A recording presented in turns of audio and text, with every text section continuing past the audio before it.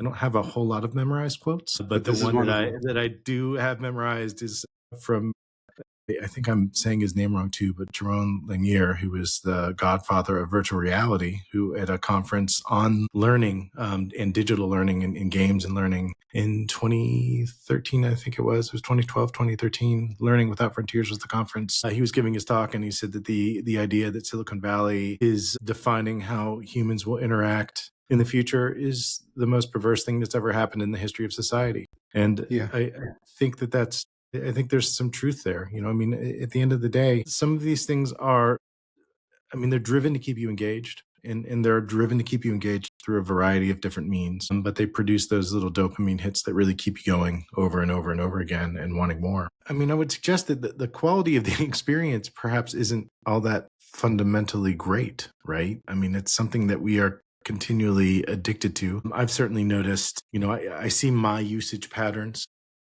I've changed the way that I do some things. I don't have, I think my biggest social media now is LinkedIn, where I tend to post more business and study research related things. I think the second to that is probably Twitter or X as it is now. But I use a lot less of that because I find myself battling more with trying to just see what I want to see versus what the algorithm wants me to see, and I think that that's part of it. So I think that those changes are. I think that those indictments are important, and those court cases are important, and I'm hopeful that maybe the result of that will start to change the way that we define and interact with some of these things.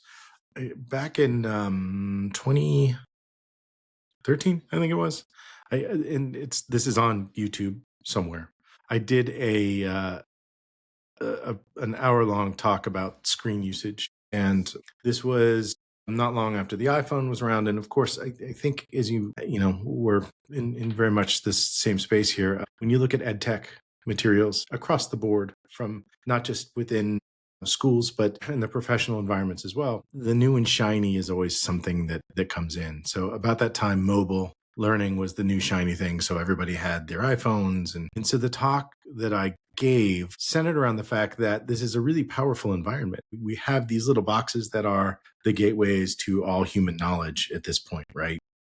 Which I think is close to a fair statement. But the experience of that, I think, is something that needs to be very well thought out. And I think at the time, and I still used one of the things that had just come out, if I'm not mistaken, was the Pokemon Go game, which I found fascinating because I thought that was a really interesting use and blending of experience and screen, right? Because you're being active, you're out chasing things, hopefully not running into traffic, which was my only criticism.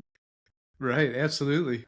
And I said, this is my only criticism. Like, this could become an issue. But the screen isn't kind of merely one element of the rest of the world. And I thought that was a pretty unique way to handle that and to do that. And it really followed along with some of the other things that I was seeing at the same time. I think it was BMW famously had a pretty impressive video where they were showing somebody wearing glasses, which at the time, Google Glass was the thing. And now, we've got Meta glasses and a number of different competitors there. But, the idea was the technician is looking at the car and physically working with the mechanics of the car to solve the problem, the actual engine and such, but is being guided by overlays. And this was, of course, a big thing that was also occurring in the DoD space as well. So I think that there's a tremendous amount of use. It's just that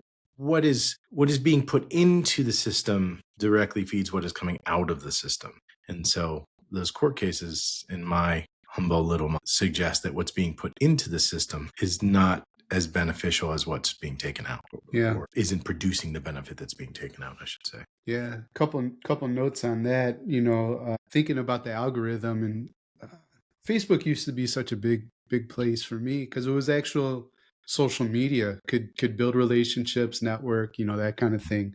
And these days, if I open it up, it might be like 1 out of 12 people that I actually know, right? It's like it's all framed so that it feels familiar, but it's all Right. just stuff trying to get me sucked in, clicking in, et cetera, et cetera. I try to delete that or hide it as much as Yeah. possible, but it's me fighting the algorithm. I mean, it's arguably it's also rage, right? I mean, that's what keeps you Yeah, involved, right? Because for you sure, read for these sure. opinions that are the opposite of yours, and but they're presented in such a way that gets you going. So then you start diving deeper and further.